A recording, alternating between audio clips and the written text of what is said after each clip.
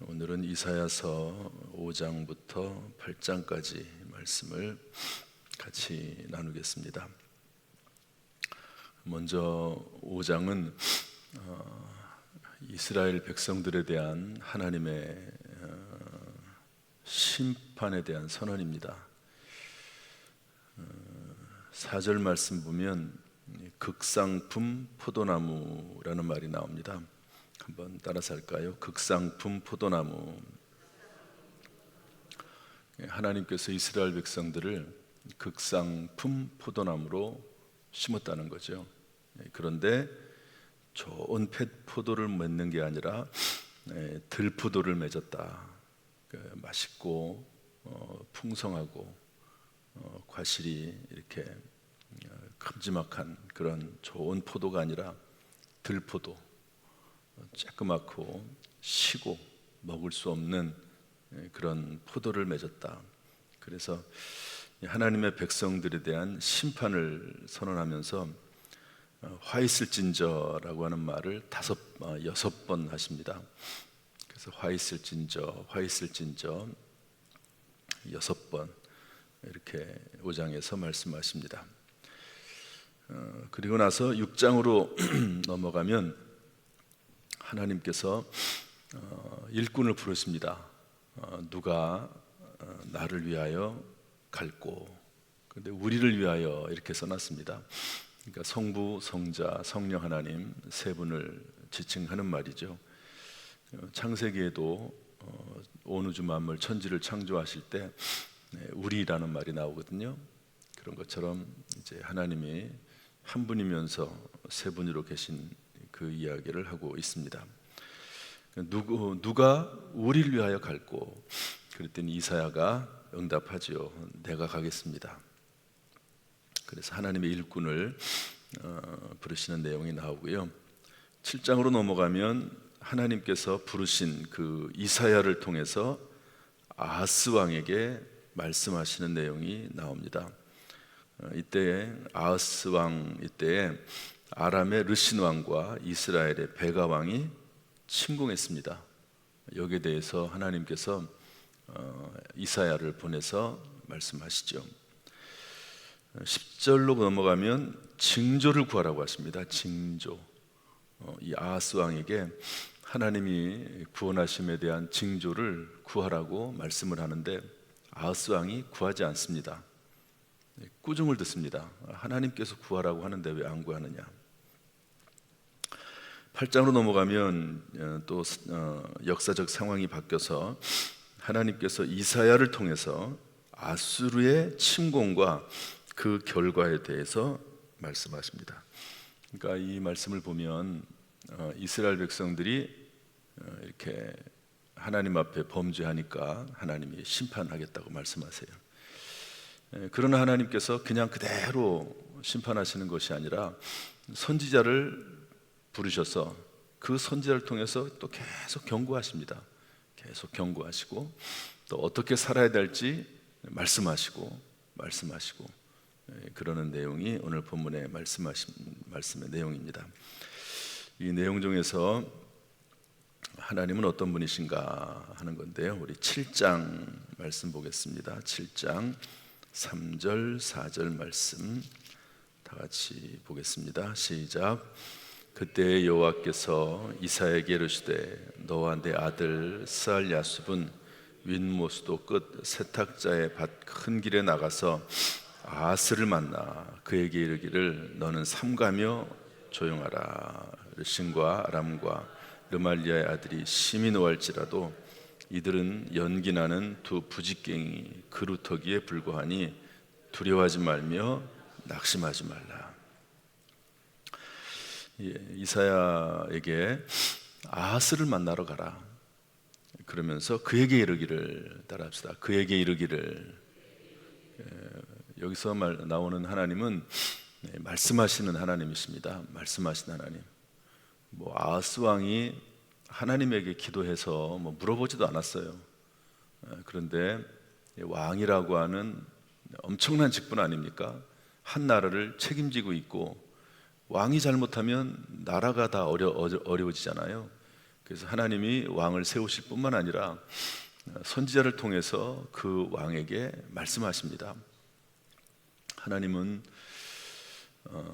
성도들에게도 말씀하시지만 그러나 또한 성경에 보면은요, 이방 왕들에게도 말씀하시고 그러면서 끊임없이 말씀하신 하나님, 하나님의 뜻과 계획과 섭리를 말씀하신 하나님, 말씀하시는 하나님을 알 수가 있습니다. 하나님은 선지자를 통해서 말씀하시고 또 성경 말씀을 통해서 말씀하십니다. 구약 성경에는 모세율법이고 신약 성경에는 성경이거든요. 그래서 한번 따라서 합시다. 선지자를 통해, 말씀을 통해, 그러니까 선지자를 통해서 말씀하시고 기록된 말씀을 통해서 말씀하시고 끊임없이 말씀을 하시는 분이 하나님이시다 하는 것을 알 수 있는 거지요. 이 말씀은 성령께서 조명하시는 말씀입니다. 요한복음 14장 26절 보면 보혜사 성령을 보내셔서 가르치고 생각나게 하신다. 그러니까 성령이 가르치세요. 성령이. 그러나 성경에 말씀을 가르치는 자가 있습니다. 갈라디아서 6장 6절 말씀 보면 너희는 말씀을 가르치는 자와 모든 좋은 것을 함께하라 이랬는데요, 말씀을 가르치는 자가 꼭 있습니다. 로마서도 보면 하나님께서는 말씀을 가르치는 자에 대한 이야기를 하고 있거든요. 그래서 구약 시대에는 레위인들을 세웠습니다. 레위인들을 세워서 이스라엘 백성들에게 말씀을 가르치게 하시고, 신약 시대에는 목사와 교사, 성경에 보면은 목사와 교사라는 말이 나옵니다. 이분들이 말씀을 가르치도록 되어 있습니다. 그래서 이분들은 말씀 훈련을 받아요. 신학교, 여러분 성경에도 신학교가 있는 거 아십니까? 선지자들이 선지학교라는 말이 나오는데 그게 신학교입니다. 오늘날로 말하면 이분들은 어떻게 하나님의 말씀을 분별하는지, 그리고 말씀을 전체적인 관점에서 종합적으로 볼 수 있는 눈을 기르도록 공부하는 거죠. 우리 교단에서도 목사 안수를 받으려면 신학대학원에서 3년 동안 공부해야 되고, 끝나고 나서 전도사 생활을 하면서 4년 동안 7개의 과목을 봐야 되고, 암송해야 되고, 또 뭐 경건에 참석해야 되고, 뭐 금식해야 되고, 기본적으로 최소 7년 동안 공부를 해야 됩니다. 일반 대학을 나와서 또는 신학 대학을 나와서 대학원 과정을 하고, 이런 과정을 거쳐서 하거든요. 이런 과정을 통해서 성경을 이렇게 편협하게 보지 않는 관점을 기르는 거예요. 어떤 분들은 성경을 한 군데만 봅니다. 한 군데만. 그게 진짜라고, 전부 다라고 생각을 해요. 그렇지 않습니다. 심지어 지금까지 기독교 역사를 보면은요, 수많은 교파들이 있잖아요. 여러분, 그 교파들이 다 잘못됐습니까? 다 교파들마다 특징이 있어요. 그런데 어떤 교파는요, 사실은 그 교리가 정면 충돌합니다. 정면 충돌. 그럼 어느 게 옳습니까? 대표적으로 감리교하고 장로교의 그 교리는요, 정면 충돌합니다. 실제로 교역사상 이 두 교단이 싸웁니다. 그냥 싸우는 게 아니라, 논리적으로 말로 싸우는 게 아니라 엄청난 전쟁을 합니다. 역사적으로. 그럼 뭐가 옳습니까? 이런 것들을 어느 한 관점에서만 보지 않고 종합적으로 볼 수 있는 그런 눈을 기르기 위해서 성경을 연구하는 거거든요. 왜 그런 차이가 생기느냐? 시대성이 있기 때문에 그렇습니다. 시대에 따라서, 환경에 따라서 다르거든요. 장로교의 칼빈은 정치가입니다. 목사이면서 정치가입니다. 그분이 성경을 바라보는 관점이 달라요. 감리교의 창시자인 웨슬레는 선교사입니다. 그분이 또 바라보는, 성경을 바라보는 관점이 달라요. 그러니까 그래서 교회에 목사가 필요한 거고, 그 교회마다 특징이 또 있는 거예요. 교회마다 특징이 있습니다. 그럼 이 교회는 이렇게 하는데 저 교회는 저렇게 한다고 뭐 이 교회는 맞고 틀리느냐? 그렇지 않습니다. 성경에서 벗어나지 않았으면 이 교회의 특징이 있고 저 교회의 특징이 있는 거예요. 이 목회자들은 신학을 공부한 사람들은 압니다. 이게 이분은 여기를 강조하는구나. 하나님의 주권을 강조하는구나. 이 교회는 하나님의 자유의지를 강조하는구나. 이 교회는 성령을 강조하는구나. 이 교회는 말씀을 강조하는구나. 여기에 따라 성경을 보는 관점이 달라지는 거거든요. 그래서 마지막 때는 말씀을 이렇게 제대로 분석할 수 있고 분별할 수 있는 목회자를 만나는 게 큰 복입니다. 이단들의 특징이 뭐냐면 어느 한 구절만 가지고 그것을 강조하고 그리고 그것만이 옳다고 얘기해요. 이게 이단입니다. 성경에는 그런 말씀도 있지만 그것과 거의 정반대되는 말씀이 또 성경에 기록되어 있어요. 여러분, 로마서와 야고보서는 완전히 정반대입니다. 거의. 이걸 어떻게 분별할 겁니까? 그런데 어떤 사람은 어느 한 가지만 가지고 다른 걸 다 무시해버려요. 이단입니다. 이단. 그렇게 하면 안 되는 거죠. 그래서 하나님은 말씀하시는 하나님이신데 그 말씀을 성령이 가르치시고 또 그것을 기독교 역사적으로 지금 벌써 기독교 역사 2000년 되지 않았습니까? 2000년 동안 수많은 신학이 있고 수많은 해석이 있고 그리고 나왔다가 사라지기도 하고 계속해서 유지가 되기도 하고 그런 말씀에 대한 해석들이 있습니다. 그래서 말씀을 가르치는 자와 배우는 자가 필요한 것이죠. 어쨌든 하나님은 말씀하시는 하나님이시다. 따라서 할까요? 하나님은 말씀하시는 하나님이시다.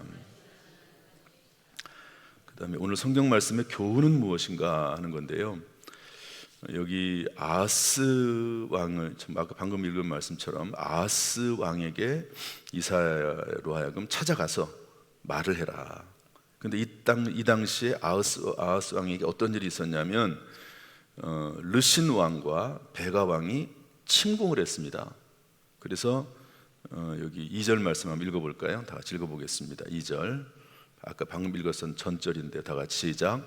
어떤 사람이 다윗이 집에 알려 이르되 아람이 에브라임과 동맹하였다 하였으므로 왕의 마음과 그의 백성의 마음이 숲의 바람에 흔들림같이 흔들렸더라. 이 다윗의 집이라고 하는 것은 다윗에게 말했단 말이 아니고 다윗의 아들인 아하스 왕에게 말했단 말입니다. 그래서 두 나라가 동맹했다. 유다를 치러 오려고 한다.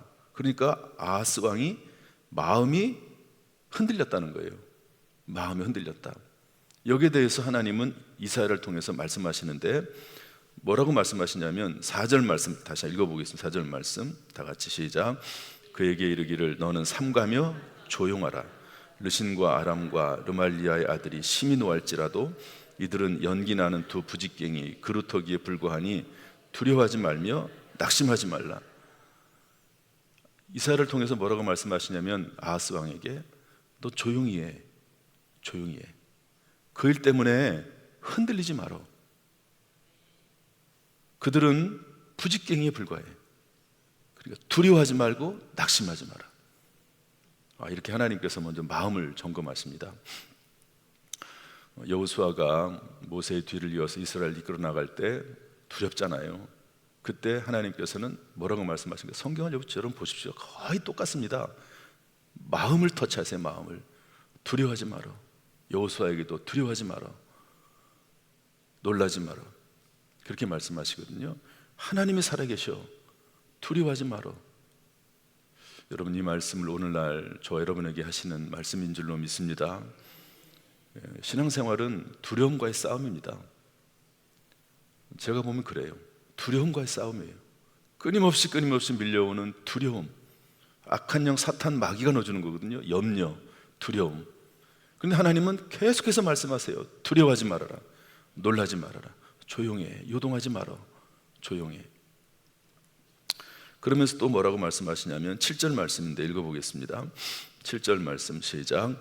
주 여호와의 말씀이 그 일은 서지 못하며 이루어지지 못하리라. 그리고 말씀을 보내세요.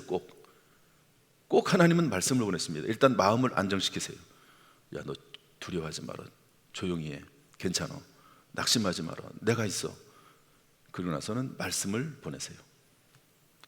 그래서 일단 마음 정리하고요. 어떤 문제가 있을 때 막 마음이 흔들릴 때 일단 마음 정리하셔야 돼요. 그리고 나서 말씀 읽어야 돼요.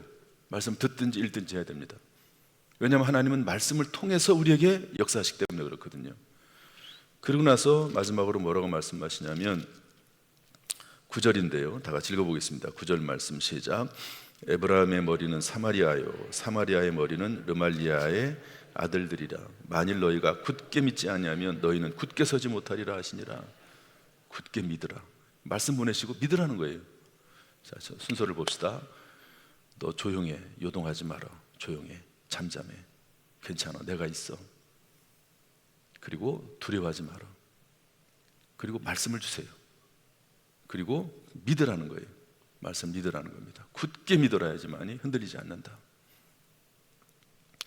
여러분, 이 아하스야 왕에게 한 이 말씀은 저와 여러분에게 오늘날 하시는 하나님의 음성인 줄로 믿습니다. 이 싸움에서 이기는 거예요. 아무것도 염려하지 말고 오직 모든 일에 기도와 간구로 너희 구할 것을 감사함으로 하나님께 하려라. 그래야 모든 지각에 뛰어난 하나님의 평강이 너희 마음과 생각을 지키시리라. 이 시간 말씀 안에서, 기도 안에서, 찬송 안에서 위로받고 힘을 얻으시기를 주님의 이름으로 축복합니다. 마귀의 꼬임과 마귀의 흔들림에 넘어가지 말고 마음을 담대히 하고 승리할 수 있기를 주님의 이름으로 축복합니다. 그 다음에 오늘 말씀 중 특별히 나에게 주시는 음성은 뭘까 하는 건데요. 여러분들 스스로 이거는 말씀 읽어야 됩니다. 제가 지금 전한 말씀이 여러분들에게 음식이 될 수도 있지만, 그러나 각자에게 주시는 음성이 또 오늘 본문 말씀에 있을 수 있습니다. 그러니까 이 말씀 읽으면서 이 말씀을 먹어야 됩니다. 귀로만, 머릿속에만 두지 말고 말씀을 먹어야 되는데요. 특별히 저는 8장 8절 말씀, 이것은 저 개인적인 말씀입니다. 그러나 여러분에게도 도움이 됐으면 좋겠고요. 8장 8절 말씀 다 같이 읽겠습니다. 시작. 흘러 유다에 들어와서 가득하여 목에까지 미치리라. 임마누엘이여, 그가 펴는 날개가 내 땅에서 가득하리라 하셨느니라. 임마누엘이여, 임마누엘은 하나님이고 예수님을 말씀하는 거거든요. 구약 성경에 나와 있는 예수님에 대한 표현입니다. 임마누엘이여, 그 말의 뜻은 하나님이 우리와 함께 하시다 이 말이거든요. 그가 펴는 날개가 내 땅에 가득하리라. 임마누엘 하나님, 그가 펴는 날개, 그것이 이 땅에 내 인생 가운데, 내 삶 가운데 가득할 것이다. 이런 약속의 말씀이거든요. 이런 하나님의 보호하심이 우리 가운데 있기를 주님의 이름으로 축복합니다. 임마누엘이라는 말이 오늘 본문에 많이 나와요. 7장 14절에 보면 그러므로 주께서 친히 징조를 너에게 주실 것이라. 보라, 처녀가 잉태하여 아들을 낳을 것이요 그의 이름을 임마누엘이라 하리라. 여러분 이거 많이 들어보셨죠? 복음서, 사복음서에 나오는 말씀이에요. 이 구약 성경에 있는 말씀입니다. 구약 성경에 이미 하신 말씀, 예언된 말씀이 신약 성경에 이루어진 거예요. 그것을 이사야서를 통해서 볼 수가 있습니다. 하나님의 그 펴는 날개가 이 땅과 우리의 가정 가운데, 우리의 삶 가운데 충만하기를 주님의 이름으로 축복합니다. 이 말씀을 보고 안 보고 지나갈 수 없죠. 마지막으로 6장 8절 말씀 보겠습니다. 6장 8절 말씀 다 같이 다시 한번 읽겠습니다. 시작. 내가 또 주의 목소리를 들으니 주께서 이르시되 내가 누구를 보내며 누가 우리를 위하여 갈꼬 하시니 그때 내가 이르되 내가 여기 있나이다 나를 보내소서 하였더라. 이사야가 하나님의 부르심에 순종하는 내용입니다. 그런데 게르하르트 폰라트라고 하는 구약학자가 이 부분을 이렇게 해석을 했습니다. 하나님께서 허락하신 풍성한 자유로 전체를 향한 부르심을 자신을 향한 부르심으로 듣고 받아들이고 순종함으로 나아갔다. 이렇게 해석을 했습니다. 그러니까 이것은 하나님께서 일꾼을 부르시는 거예요. 그런데 이 일꾼은 이사야 한 사람을 지목해서 부른 게 아니고 하나님이 일반적인 부르심, 일반적인 콜링을 했다, 불렀다는 거죠. 그런데 그 수많은 그 하나님의 음성을 들은 사람 중에 이사야가 응답했다, 이런 말, 이렇게 해석을 한 겁니다.